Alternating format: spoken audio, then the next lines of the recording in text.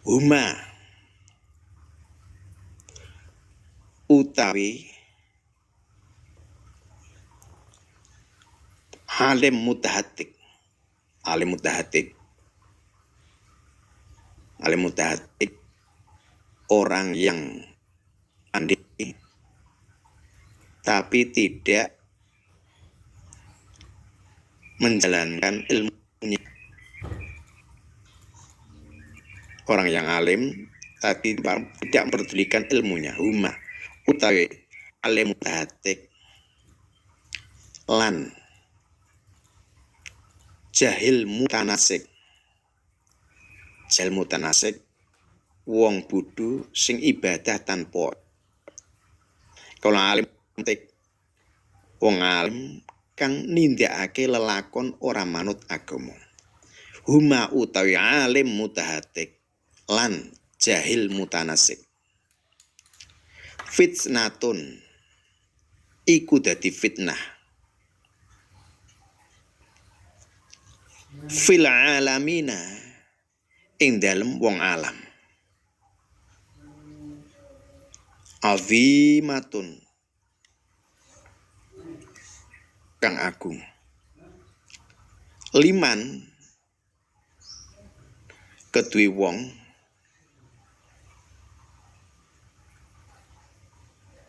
bihima kelawan alim mutahatik lan jahil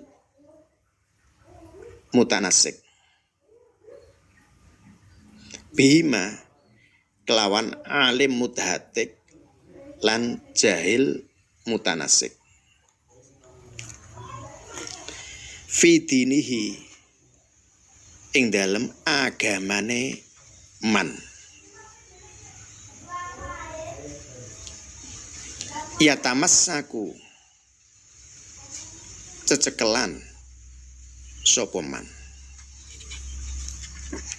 Yatamassaku cecekelan sapa man.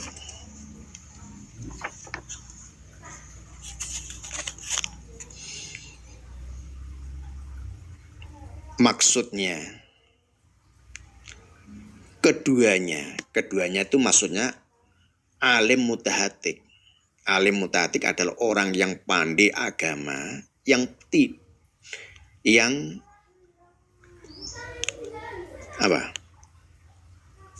tidak memperdulikan ilmunya. Dan orang yang bodoh yang ahli ibadah. Bodoh ahli ibadah. Keduanya menjadi fitnah yang amat besar bagi orang yang berpegangan dengan keduanya sebagai dasar agama. Saya ulangi, keduanya menjadi fitnah yang amat besar bagi orang yang berpegangan dengan keduanya sebagai dasar agama. Contoh, ada seorang alim, katakanlah mubaligh, alim, pandai, pidato dengarkan ribuan orang. Namun dalam pidatonya selalu menghujat, selalu menceritakan kejelekan orang, selalu berbuat seenaknya sendiri, ditonton, dilihat ribuan orang. Naudzubillah. Ini dampaknya luar biasa. Dia mengira perbuatan itu baik, namun tidak tahunya justru malah meracuni masyarakat.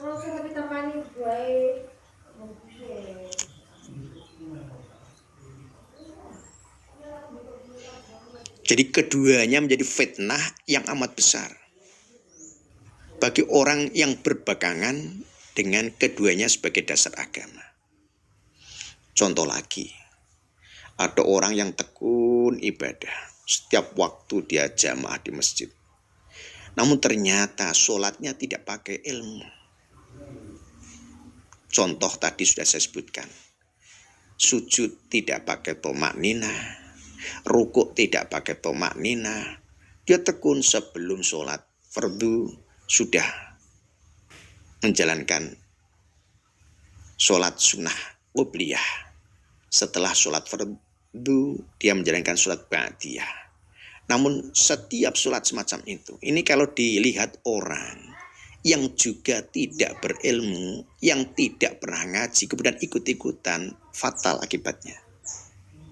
Makanya inilah pentingnya ilmu. Mestinya sholat itu bagaimana, wudhu itu bagaimana, harus pakai ilmu. Lah ilmu itu tidak bisa kita pelajari sendiri, harus dengan guru, harus dengan orang yang lebih alim. Kemudian kita amalkan sedikit demi sedikit.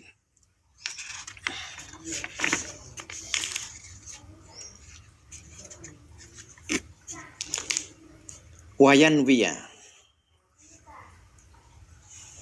lan yang toh niat sapa muta'alim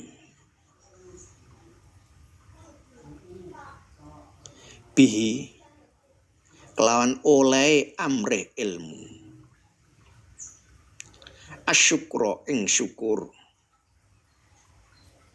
ala nikmatil aqli ing atase den paringi nikmat akal wasuhatil badani lan nikmat waras badani.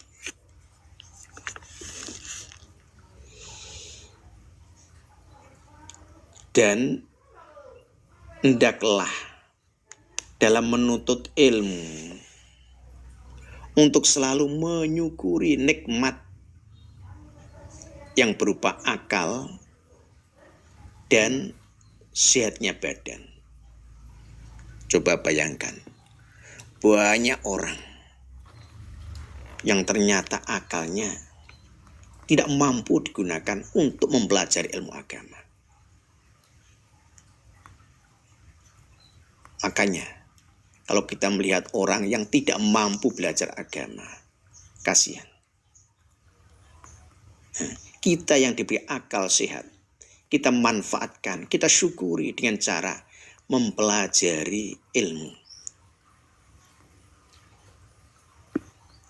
Di kampung kita, teman-teman kita banyak yang akalnya tidak sampai untuk belajar agama sebagaimana yang kita pelajari ini. Makanya kalau kita sudah dalam keadaan semacam ini, dibiayai oleh orang tua, mendapat kesempatan untuk belajar, kita memanfaatkan sebaik-baiknya. Bagaimana supaya kita menjadi orang yang alim. Kita belajar, kita syukuri kenikmatan akal ini. Dan kita syukuri kesehatan badan. Kenapa? Kalau dalam keadaan sakit, tidak mungkin kita bisa belajar dengan baik.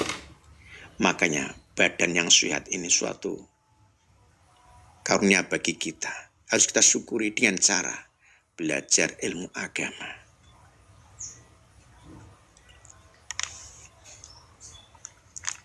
Walayan wiya lan yanto ora niat sapa muta'alim bihi kelawan oleh luru ilmu iqbalan nasi ing kumadepe menungso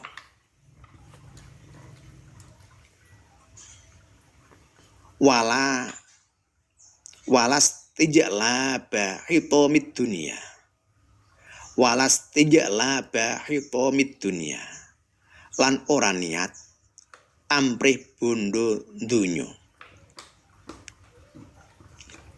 wal karomata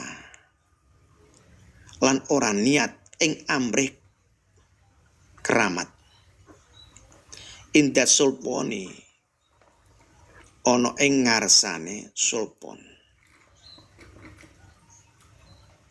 wa ghairihi lan liyane sulpon. Maksudnya dalam belajar, dalam menuntut ilmu, dalam mengkaji ilmu-ilmu agama, jangan diniatkan untuk mencari pengaruh. Saya ulangi, jangan diniatkan untuk mencari pengaruh. Dan tidak pula untuk mencari harta dunia. Ini penting. Jangan sampai kita belajar agama tapi niatnya untuk mencari harta dunia. Kehormatan di depan pemimpin atau yang lainnya. Zaman akhir sekarang ini sudah luar biasa. Belajar agama, namun ternyata tujuannya untuk cari harta. Contoh yang mudah aja, yang mudah yang sering kita lihat, orang masuk IAIN cari yang fakultas tarbiyah dengan harapan biar mudah bekerja, dengan harapan biar masa depannya bagus, dengan harapan biar nanti cepat mendapatkan penghasilan. Ini sudah umum, sudah banyak. Makanya kita harus pandai menyiasati. Walaupun mestinya hakikatnya semacam itu, tapi niat kita dalam hati harus kita atur sedemikian rupa. Jangan sampai untuk harta. Kita niati untuk memperjuangkan agama, kita niati menghilangkan kebodohan kita, niati untuk memenuhi kewajiban dan seterusnya. Yang masalah harta, kedudukan dan sebagainya kita singkirkan dulu.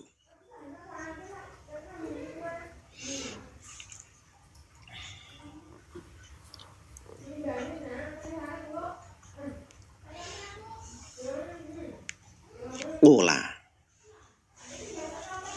ngendiko sapa Muhammad bin Hasani, Muhammad bin Hasan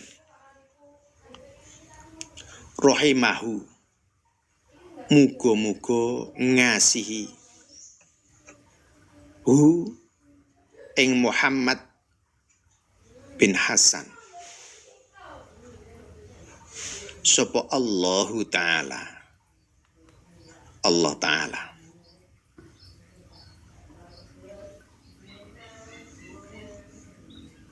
Laukana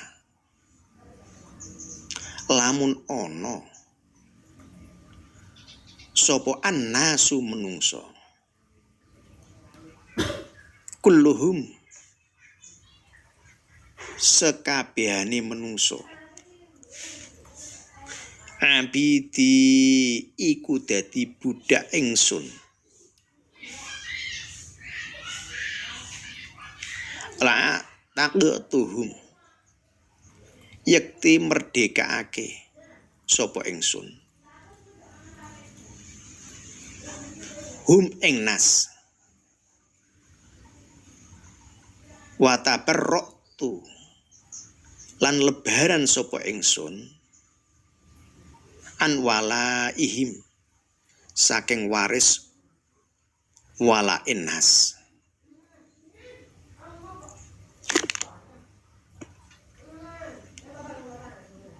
Syekh Muhammad Ibnu Hasan rahimallahu ta'ala berkata, andikan seluruh manusia itu menjadi budak beliaku, budak. Ini zaman sebelum Islam merajalela. Zaman Islam masih banyak, namun dengan cara yang bijaksana Rasulullah menghilangkan budak-budak. Dan alhamdulillah sekarang ini sudah tidak ada lagi yang namanya budak. Budak itu manusia yang bisa diperjualbelikan, baik yang laki-laki maupun perempuan. Mereka disuruh kerja seenaknya yang punya. Mereka harus taat, harus tunduk kepada yang punya. Kalau tidak mau, disiksa oleh yang punya. Contoh Bilal. Bilal yang terkenal sebagai muadzin zaman Rasulullah. Makanya sekarang ini kalau ada orang yang azan disebut Bilal sapa Bilal. Karena zaman Rasulullah itu yang ahli azan, yang suaranya melengking, yang suaranya keras, yang suaranya bagus itu Bilal. Disuruh azan. Itu dulunya budak. Karena yang punya masih kafir, Bilal mendapatkan hidayah dari Allah. Bilal masuk Islam. Kemudian disiksa oleh yang punya. Disiksa, dijemur di tempat yang panas terik matahari. Abu Bakar melihat, kasihan. Ini budak dijemur di tempat yang sangat panas, disiksa oleh yang punya. Ditanya, apa budakmu ini mau kamu jual? Ya, kalau mau silahkan beli. Akhirnya dibeli oleh Abu Bakar. Saat dibeli Abu Bakar, dimerdekakan oleh Abu Bakar. Begitu dimerdekakan oleh Abu Bakar, bila aktif di masjid, bahkan karena punya kelebihan suara yang keras, yang melengking, yang indah, akhirnya dijadikan muadzin zaman Rasulullah. Itu contoh. Zaman dulu banyak sekali budak-budak, tapi sekarang sudah tidak ada perbudakan.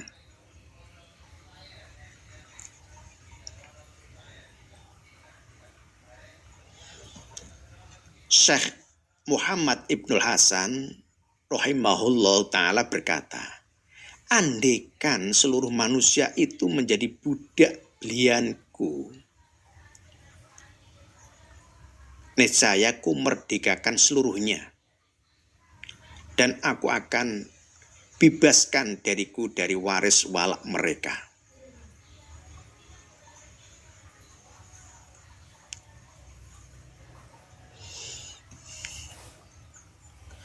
Waman lan sapane wong wajada wis nemu sapa man ladzatul ilmi ing ladzate ilmu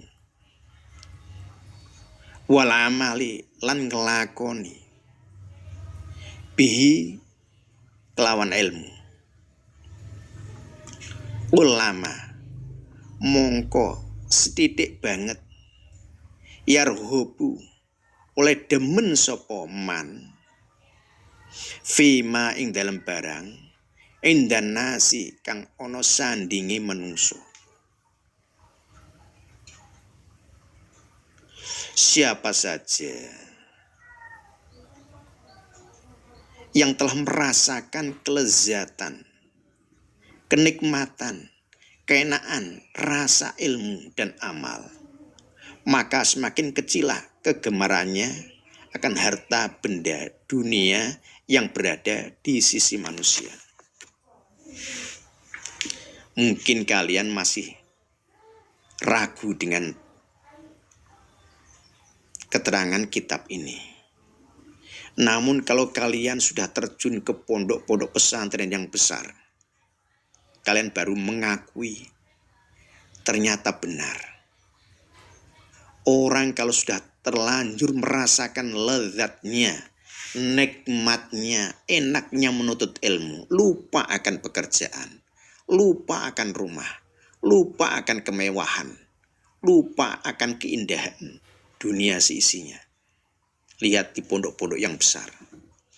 Kalau ingin tahu yang dekat, datanglah ke pondok-pondok yang Bu'ul Quran. Saya sering zaman dulu waktu di pondok itu ngamati mereka yang menghafalkan Quran, tidak mengenal waktu. Mulai sebelum subuh, setelah subuh, pagi hari, siang hari, sore hari, malam hari, mereka sibuk membaca Quran. Mereka sibuk menghafalkan Quran. Sudah hendak kepingin macam-macam, hendak kepingin jalan kemana, ke tempat-tempat keramaian. Jadi duduk aja, nikmat rasanya. Ini kalau sudah memberikan pertolongan dari Allah, memberikan hidayah dari Allah. Dulu saya pernah merasakan semacam ini. Kalau waktu istirahat, kita gunakan untuk jagungan, ngobrol-ngobrol dengan teman. 1 jam tidak terasa. Kemudian saya berpikir, 1 jam saya gunakan untuk ngobrol yang tidak ada artinya. Alangkah baiknya kalau 1 jam itu dimanfaatkan untuk membaca Quran, dapat 4 juz. Sehingga kalau sudah terbiasa membaca Quran, waktu yang senggang rasanya eman-eman banget kalau kita biarkan sia-sia. Kita gunakan untuk baca, dan baca. Dan ada kenikmatan. Alhamdulillah, rasanya enak, rasanya plong, rasanya tidak ada beban. Jadi saya ulangi, siapa saja yang telah merasakan kelezatan rasa ilmu dan amal, maka semakin kecillah kegemarannya akan harta benda dunia yang berada di sisi manusia. Kalau kalian melihat di daerah-daerah yang terkenal pondok yang besar-besar seperti di Sarang, di Lirboyo, itu banyak mereka yang mondok sampai puluhan tahun. Padahal mereka itu tidak ada jaminan jadi sarjana, tidak ada jaminan dapat pekerjaan. Tapi mereka tekun di pondok, nikmat di pondok. Setiap waktu, tidak hanya setiap jam, setiap waktu mereka ngaji. Bahkan saya punya guru, guru ya teman, cerita dengan saya. Waktu dia mondok di Lirboyo, dihitung dalam waktu 1 tahun itu tidak pernah keluar kota, hanya 3 kali. Jadi dia keluar kota itu maksudnya datang ke kota hanya 3 kali. Selebihnya dia di pondok terus. Padahal itu sambil puasa. Dia puasa Dzalail 3 tahun. Dan dia tidurnya tidak di kamar, tapi di teras masjid. Saya tanya, kenapa Pak? Karena ada kiai yang antik. Kiai antik itu kalau ngaji tidak pakai jadwal. Kadang-kadang jam 1 malam pengumuman pengajian kitab dimulai. Ini kalau di kamar tidak dengar, tidak bisa ngaji.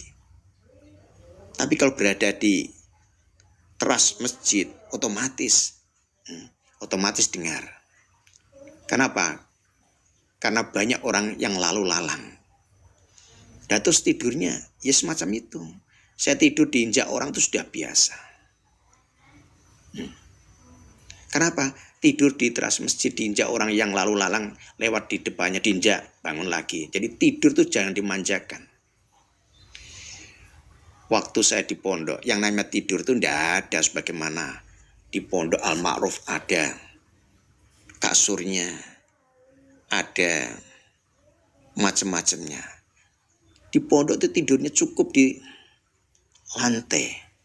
Lantainya lantai biasa. Kalau hujan dingin. Bantalnya kadang-kadang bantal pakai beras. Sangat sederhana zaman dulu. Sekarang sudah penuh dengan kemewahan. Ya kita syukuri, namun jangan sampai kita lengah dengan keadaan yang semacam ini. Makanya suatu saat kalau kalian kepingin mondok, harus siap mental. Siap mental itu maksudnya, andekan di pondok, kok keadaannya menyedihkan, jangan nangis dan cepat-cepat pulang, dinikmati dulu. Saya ingat waktu saya pertama mondok, 3 kali nangis. Kenapa? Ternyata di pondok itu keras. Karena saya sendirian, tidak ada memasakkan, masak sendiri, latihan masak sendiri, latihan cuci sendiri. Sebuah berat. Tidur sendiri, bisa dibayangkan. Zaman dulu tidak ada sanyo, nimba. Zaman dulu Kalau mau masuk warung harus berpikir 2 kali karena uang saku terbatas. Kalau sekarang uang saku habis bisa langsung WA orang tua. Zaman dulu tidak bisa. Kirim surat bisa jadi setengah bulan baru sampai. Ini pun belum tentu secepatnya dikirimi. Sehingga kalau tidak punya uang, kasihan. Mau masuk warung tidak berani. Mau beli lauk pauk tidak berani. Sehingga rata-rata zaman saya mondok, mereka itu lauk pauknya cukup sayur-sayuran. Saya ingat-ingat waktu saya mondok ya. Lauk pauknya kalau seminggu belinya terong, ya terong terus seminggu. Lauknya apa? Ya terong itu. Terong dipecel. Kalau lauknya kangkung, ya 1 minggu kangkung karena belanjanya waktu hari Jumat, belanja untuk 1 minggu. Inilah zaman dulu. Lalu terus kangkung dengan apa? Brambang, bawang, lombok, terasi, uyah, muto, gula. Ya. Terong sama. Terong, brambang, bawang, lombok, terasi, uyah, gula merah. Inilah keadaan waktu saya mondok dan sebelum saya mondok. Lah zaman dulu lagi lebih berat lagi. Mereka zaman dulu bahkan saya pernah ditantang oleh orang tua saya. Tirulah itu. Kiai A. Teman saya itu. Orang tuanya. Kalau datang ke pondok cukup bawa beras dan kelapa. Bayangkan. Orang tua tidak ngirimi uang tapi beras dengan kelapa. Seorang kiai di daerah Demak. Jadi mau jajan gimana caranya jajan? Orang tua hanya bawa beras dan kelapa. Lalu terus yang lainnya pakai akal. Cari-cari sendiri. Akhirnya apa? Begitu dia tua. Karena beratnya dia menuntut ilmu jadi ulama. Terkenal tidak hanya di daerahnya. Tapi di seluruh Indonesia. Karena punya kelebihan waktu itu. Suara yang melengking, lagu yang bagus, jadi juara MTQ tingkat nasional, jadi ulama besar. Itu contoh. Mengingat karena sudah 1 jam, saya khawatir kalau HP-mu nanti bermasalah. Makanya saya akhiri sekian saja. Terima kasih. Wallahul muwaffiq ila aqwamit thoriq. Wassalamualaikum warahmatullahi wabarakatuh.